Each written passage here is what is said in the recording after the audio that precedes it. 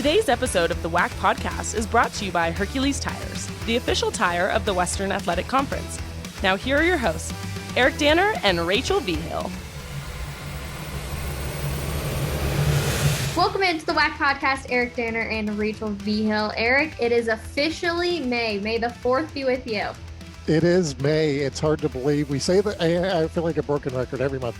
I can't believe it's May, but we're almost to the finish line, I guess, in terms of what a spring it's been. So many championships, so much excitement this spring, Rachel, and more excitement even this past week.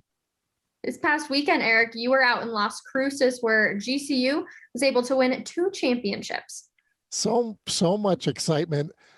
Been to several tennis championships over the years, Rachel. I have never seen as exciting a match as Grand Canyon, New Mexico State for the men's title. It was our second championship of the day. Comes down 3-3, court number 4. They're in the third set for a championship. Everybody's kind of gathered around and screaming and yelling and so exciting. And Jonathan Da Silva, the freshman of the year, wins the point.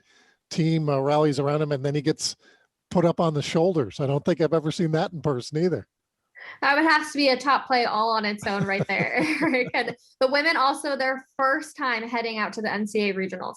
Yeah, a little hard to believe that GCU, with all the success they've had over the years, first time getting to the NCAAs, but it's the first time they've won the tournament, won several regular season championships even before they were allowed to participate in the NCAA. So congratulations to Greg Prudhomme and his staff. And we're going to have a great interview with him coming up in segment number 2.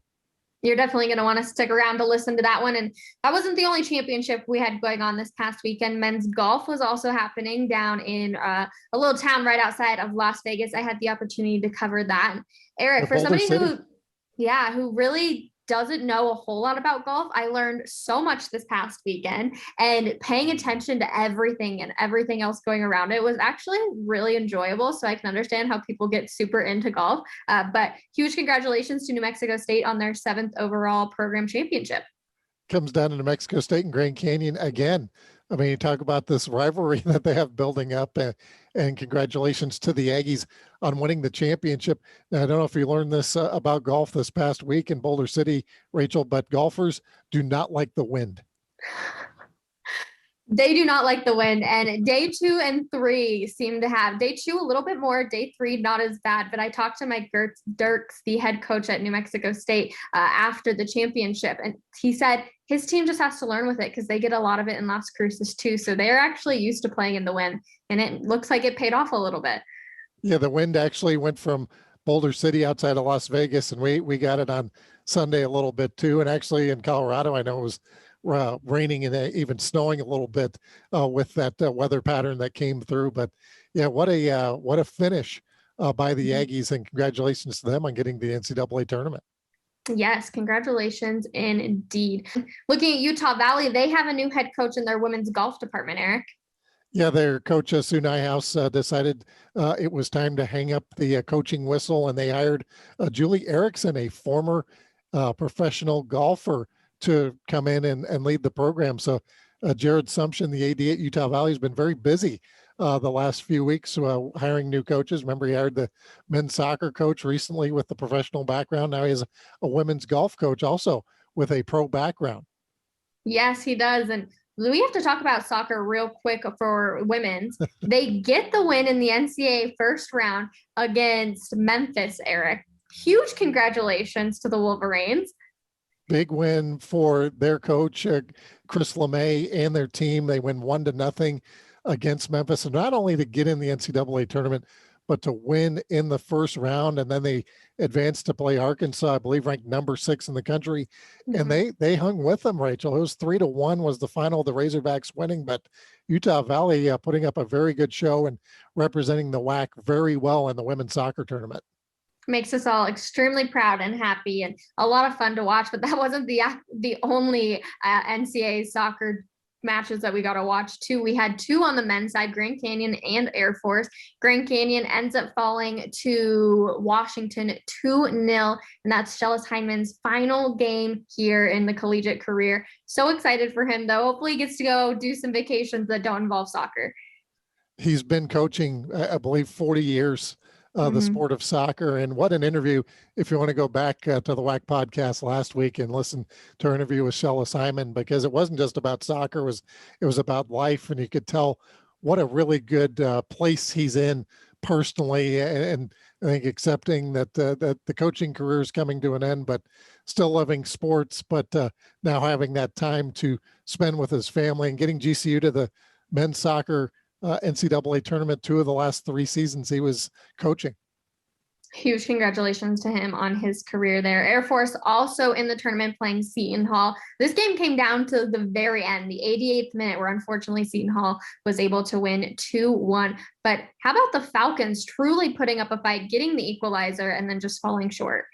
And we had Doug Hill on a couple of weeks ago, the head coach of the Falcons. And I mean, they were on the bubble to even make the WAC tournament. And they not only get in as the 6th seed and make it all the way and get the AQ, because they weren't going to get in otherwise. GCU had the at-large bid, but Air Force almost winning in the first round, pulling off a huge upset against Seton Hall. Kudos to the Falcons. But I guess, the fact that all those players are going to be in the military and future generals someday, that makes you feel kind of good that they have that gumption within them to put it together on the men's soccer field. Pitch, I should. It's a good way to put it. Good way to put it. And also, that's why you play the game, right? You never know who's really going to win. I think that's what makes sports so much fun. Also, a huge shout out to Grand Canyon's Ethan Thomas, who sets a school record for 2.6 meter jump in the high jump. How exciting is that? Not only it's an Olympic trial or height as well. Yeah, 2.26 meter high jump for Ethan Thomas. Yeah, an automatic qualifier for the Olympic trials, which will be coming up. We haven't even, I mean, we've been so busy with everything right now, Rachel, is that Tokyo Olympics are coming up this summer, and Ethan gets to try to qualify for that. So congratulations to him. He's a former Division II national champion in the high jump, went to Colorado Mesa, out in Grand Junction, transferred to Grand Canyon. And if you look at our athletes of the week, every week in outdoor track and field, pretty much his mug shot has been on there almost every week. So I'm very excited. You're going to be heading to Edinburgh, Texas here next week, Rachel, to see the outdoor track and field championship. So I'd be interested to see what Ethan Thomas does at the WAC championships. Looking forward to it. I cannot wait. Although not sure if I'm prepared for the humidity and the heat. I know we've talked about that a few times on the podcast, but we'll get ready for it. And I know those athletes will be excited too for their championship. Baseball standings though, Eric, we've got 2 more sports on that after we get through softball. Well, I guess let's start with softball first, since that's going to be coming up next week as well. It is. It's going to be in Seattle, and we're very excited there as New Mexico State. When I was in Las Cruces, they had home baseball and home softball going on. So hats off to Mario Mocha and his staff for all the things they had going on, hosting the WAC tennis tournaments in home baseball and home softball. In softball, they were down 9-0 to Utah Valley. And remember, there was the run rule in softball. They were about to get run ruled. They come storming back, and Maya Martinez hits a home run to make it 12-10, a walk-off. I think it was the bottom of the 9th. They play 7 innings in softball, so 1 extra innings. And what a season. They've really been on a roll lately, but yeah, it was pretty exciting there because I was monitoring the games that night. It was on Friday, and to see them come back, they've now won 9 in a row. They're 12-3. Utah Valley is a very good team, but right now the Aggies are tough to beat in softball. That's just crazy. I can't even imagine the atmosphere of that happening. Huge hats off to them. As we take a look at the baseball standings as well, CBU still sits atop the WAC standings, and they're on a 10-game win streak, Eric. Yeah, you do not want to be facing CBU anytime soon right now. 10 wins in a row. They're 21-3 in the WAC. This is very women's basketball CBU-like, wouldn't you say, Rachel? I mean, based that the Lancers are so good this year, and like their women's basketball team, which actually went undefeated the entire season and went to the WNIT, but their baseball team proving that they can hang with anybody right now.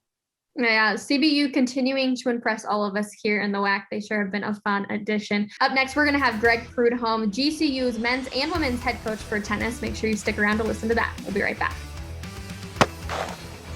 Hercules Tires is the official tire of the Western Athletic Conference, and for over 65 years has been providing tires with unbeatable quality at an unmatched value.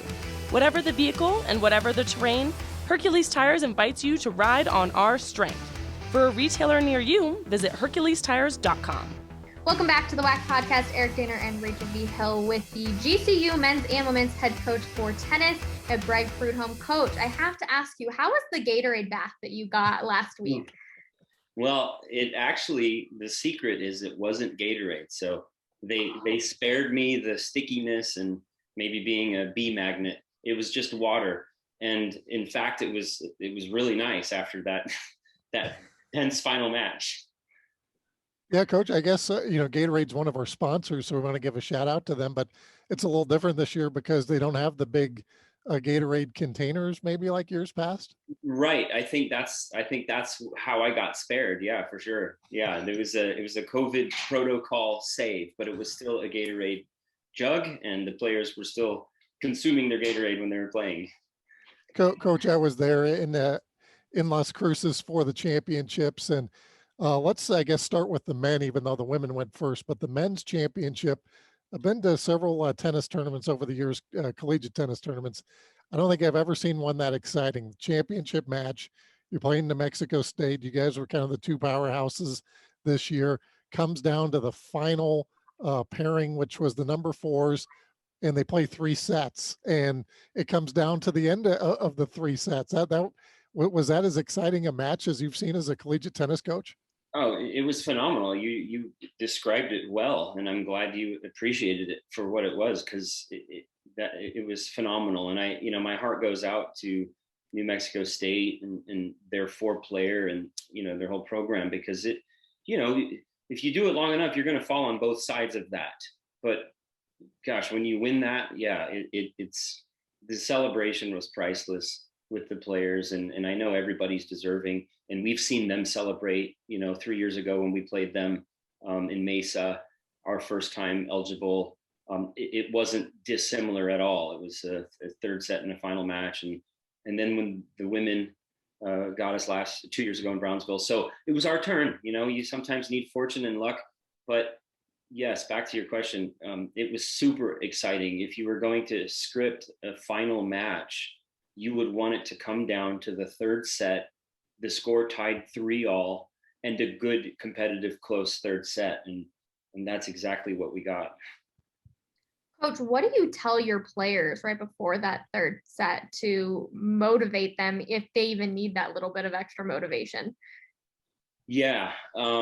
At that point, there's definitely plenty to tell, but hopefully it's not about motivation at that point. I think this freshman, this poor guy, he was freshman of the year, and he sure earned that title by being the clincher in the biggest moment of his college tennis career up to this point and of this season.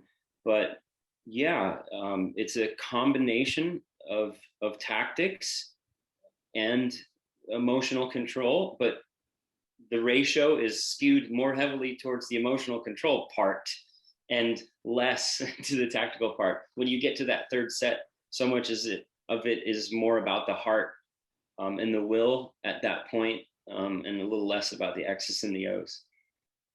Coach, we had a chance to talk to Valentine Lang, the WAC Singles Player of the Year, after your championship, and I asked him about was he at all distracted because he's on court 1 and De Silva's on court 4. They're both in the 3rd set. Whoever that there's a chance, you maybe don't finish. And he actually admitted to me he was a little bit distracted, especially when he fell behind and saw De Silva was doing well. That's something you don't really think about, but is kind of unique to the sport of college tennis. I hope he was being honest. I was going to interrupt you and say he better have said yes when you ask him that. So that's great. He is honest Abe for sure. It's an interesting dynamic, and that, interestingly enough, I mentioned it in the interview on court Sunday, but if you want to get into one of my secrets, and I'm sure every coach goes there with their players. But that's one of the things for a freshman tennis player to learn about team college tennis, because it's an individual sport. for most of their tennis life until they get to college. And the dynamic that plays from court to court is incredibly influential from court to court. So you can be distracted, you can be motivated and pumped up from what you're seeing by your teammate or what you're seeing by your teammate's opponent if they're coming unraveled. And you can also become defeated if you're seeing teammates hanging their heads and their energy dropping. So yeah, there's a lot going on. There's a lot of dynamics going on from court to court. And it's interesting at the front courts at New Mexico State, how there's the 3 groups of 2. So that changes dynamics too when we're playing the semifinals in the long line of 6 courts. So it's a little bit easier to kind of see what's going on all of the courts, but these 2 courts are kind of like their own islands. And so those 2 courts are going to really play off of each other more so, I think, than when you have all the 6 right there. So yeah, that was a good observation to notice that, because it definitely, in fact, there was one time where I was having to calm Val down, where he said out loud to himself, like, focus on your own court, focus on your own court. So I said, Val, hey, good advice. Focus on your own court. Coach, how do you see the maturity of all these players grow in their college career, since it is so individualized before they come to college, and then once they get there, they really do have to focus on that team mentality? Yes, when we recruit them, obviously that's a tricky thing to do, is we're trying to talk about the team aspect. We're trying to find out if we think these players are open, if they're looking forward to being on a team. Have you been on a team before? Have you played other sports? And if they haven't played other sports, it definitely could be more interesting, and you might have more work to do as the coach to get them to blend in with the team. So we talk a lot about that in the recruiting process, and then they get there. Of course, they're going to tell you what they want to hear, what they think you want to hear. And then they get there, and it's almost as if, oh, you said that we were going to be on a team, but I didn't know we were really going to be on a team. So the maturity, that's one of the things, doing it as long as I have. I mean, I want to win as much as anybody, for sure. But it's more meaningful. My job takes on more meaning, and I don't know that I would still be a sports coach for my career to make my children look up to it as a worthwhile profession, or for my wife to still be interested if I'm just coaching a game. But it's not just coaching a game. It is coaching that maturity and the team relationships and being resilient. So that's the best part of this whole thing, is getting to see those soft skills behind the tennis. Coach, you also won the women's championship on the same day. So again, congratulations to you on that. And New Mexico State Grand Canyon, we talk a lot about them and men's basketball and some other sports. Nice rivalry here in tennis. And actually the same day you win both championships in men's golf, it comes down to New Mexico State Grand Canyon for the men's golf championship. What is it about this rivalry? Is there a little extra juice with your team anytime you play the Aggies?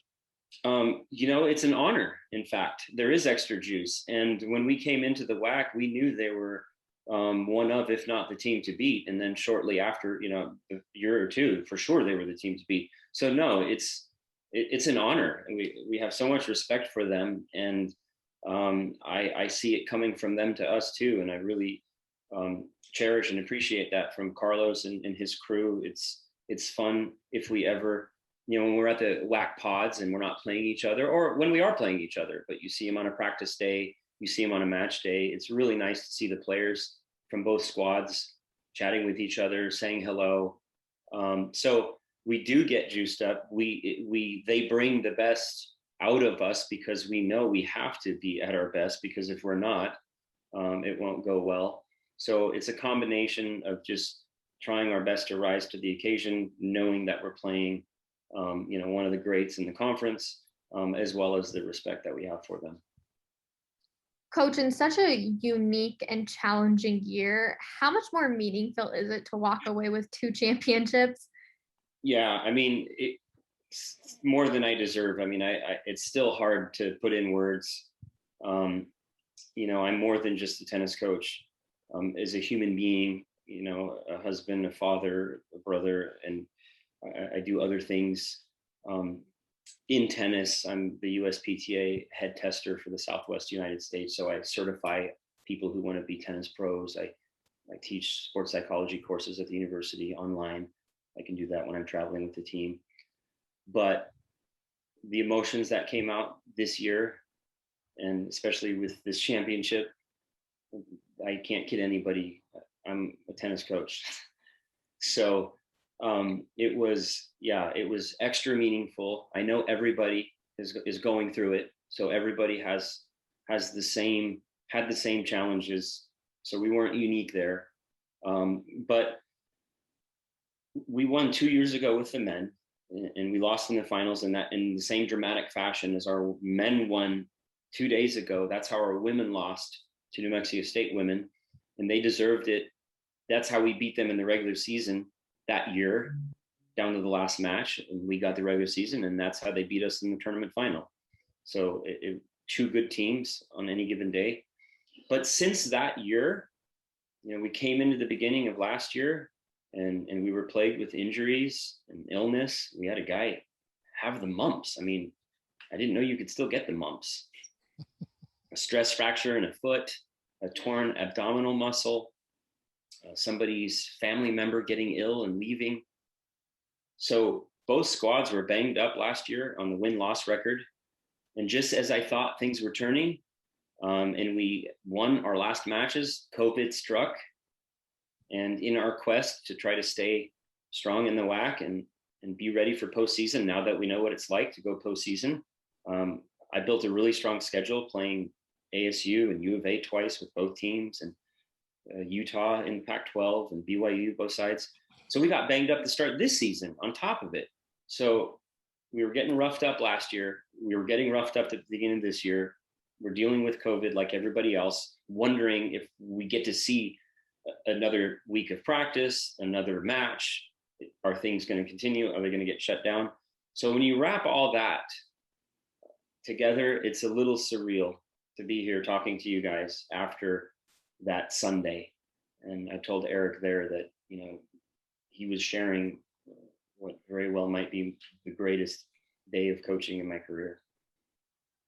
Not that But you also mentioned, I mean, being able to celebrate with your daughters, one daughter on the team playing this year, another daughter as an assistant coach. And you just talked about how, you know, you have all these different hats that you wear. And I know it's hard to differentiate sometimes coach and dad, but I imagine that had to be extra special for you.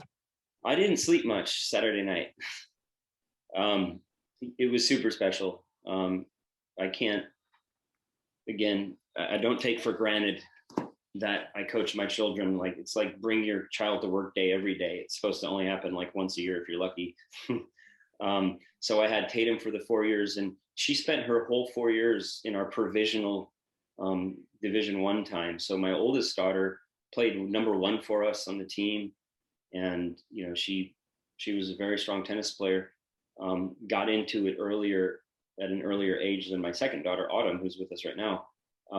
So she never got to play a conference tournament. We won 2 regular seasons, which were amazing. And so we had a blast. And so for Autumn to come along and, you know, she's not playing in the top of the lineup, but she's on a 13 match doubles winning streak at position 2, which might be our longest Division I winning streak. She was first team doubles, the second time she's been a first team doubles player. I'm so proud of, you know, she's her own person and her own tennis player. And, you know, I told her one time, to put it in perspective, that, you know what, you'll be ready to play D1 tennis when you're done playing D1 tennis. So like, that's the goal. Just do the best you can. And she's like, Dad, I think I got ready to play D1 tennis before it's over. So yeah, the dad part of me, you know, they're all my kids. You guys have been around sports long enough to know that. I think when you're a coach, all of your players, you're their tennis dad. When these kids come from away from home, or overseas, I'm their American dad. But then when I'm really her dad, yeah, it's a balancing act to not let the personal emotions influence, my critical thinking or my body language, or I don't want to make her or them nervous by coming off. So this was super special, and something that I can definitely take to the grave. Coach, you mentioned that balancing act. So does that mean that tennis stays on the court, and then when you're at home, you're talking about different things, or do they intermingle a little bit? Yeah, it does. I was often accused of, with sight unseen, oh, you're the dad and the coach, you're one of those. And yeah, there was a lot of those around, and I had the fortune of teaching tennis at a young age and seeing those sad situations. It was a real pity. I didn't know how I would parent, but I knew how I wouldn't. And when I have kids, I don't know what I'm going to do, but I'm not going to do that, and I'm not going to do that. So I made it the most important thing to me, that when I had children and they started playing tennis, that our relationship would come first by 10 miles. So that's what makes it work. That's, my oldest daughter, when I said, do you want to take any recruiting trips somewhere? And she was offended. Like, you don't want me to play for you, Daddy? And I said, of course I do. I just didn't want you to think you had to. So when she says that, I'm, thank God, I guess I've done something right, that she doesn't hate me.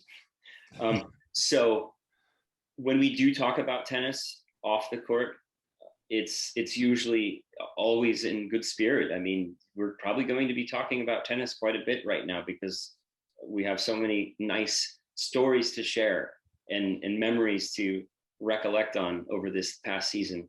So it's that type of tennis talk, not get your darn serve in the box, honey. Well, Coach, on Monday, the selection show happened, and on the women's side, you're going to play UCLA in Los Angeles. The men's side, going to Los Angeles as well to play USC. Obviously, two Pac-12 powerhouses. How do you get your teams ready? And are you going to be playing at the same time? I didn't get to see the schedule yet. Well, Stella Sampras, the coach of UCLA, what a sweetheart. And then the coaches of Texas Tech and San Diego. We were scheduled to play at 1:00 with the women at UCLA and 1:00 with the men at UCLA, both on Friday.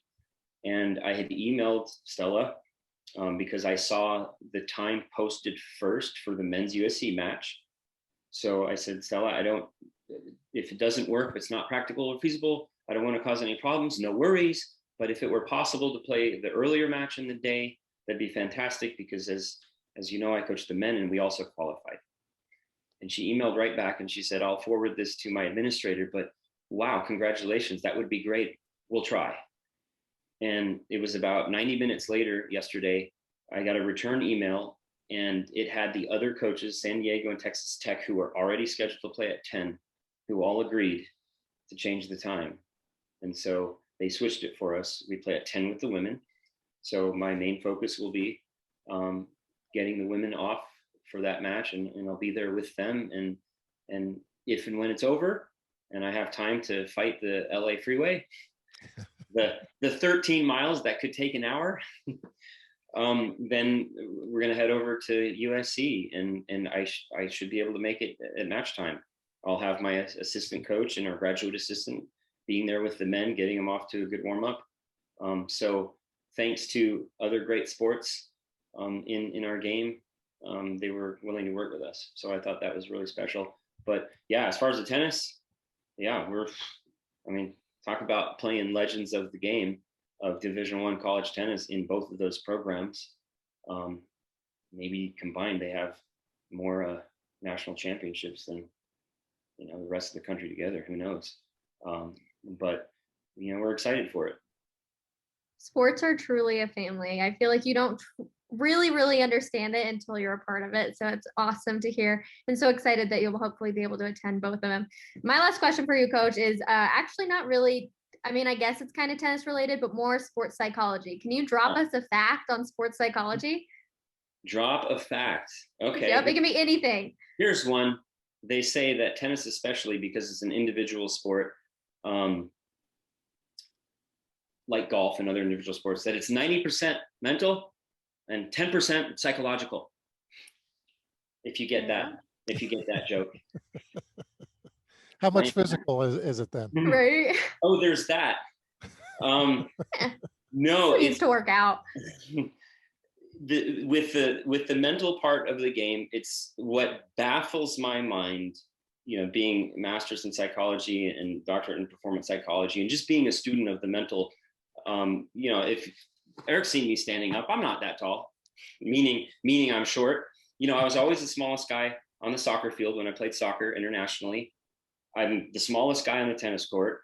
So if I were to compete back then, it had to be more than muscles. It had to be more than just the physical element. And so I kind of lucked out being a slighter stature unknowingly. At the time, I was cursing my mom because she's 5'1". I'm like, Mom, it's your fault and so what I didn't realize is that it was a blessing, because I learned that there was more to, being successful and performing at a high level in a sport than just the physical skills. So what baffles me is that it still seems, I saw my first sports psychologist speak live in 1988 in a national junior tournament in Tucson. And it blew my mind. And now here we are, decades later, and it still seems like it's in an infancy stage where it still seems abstract and people don't really understand how to put a finger on the mental skills and the value of them and how to coach them. So that's my ambiguous answer to a sports psychology question. Well, Coach Prudhomme, we want to wish you the best of luck this upcoming week in Los Angeles. And how fortunate it is that hopefully you'll be able to coach both teams. Yeah, we're looking forward to that. Thank you so much. Thanks for you guys hanging in there and allowing all of the student athletes to compete in all the sports, and being out there with us on the weekend. I feel like that being a college athlete, especially in the conferences and the universities that allowed them to compete and put out the resources to do it, I feel like that was, under the circumstances of COVID, they were living their best lives. So we appreciate that. All right, that is Greg Prudhomme, head men's and women's tennis coach for Grand Canyon University. Thank you for listening to the WAC Podcast. Make sure to follow us on Facebook, Instagram, Twitter, and YouTube. And check out our website at wacsports.com.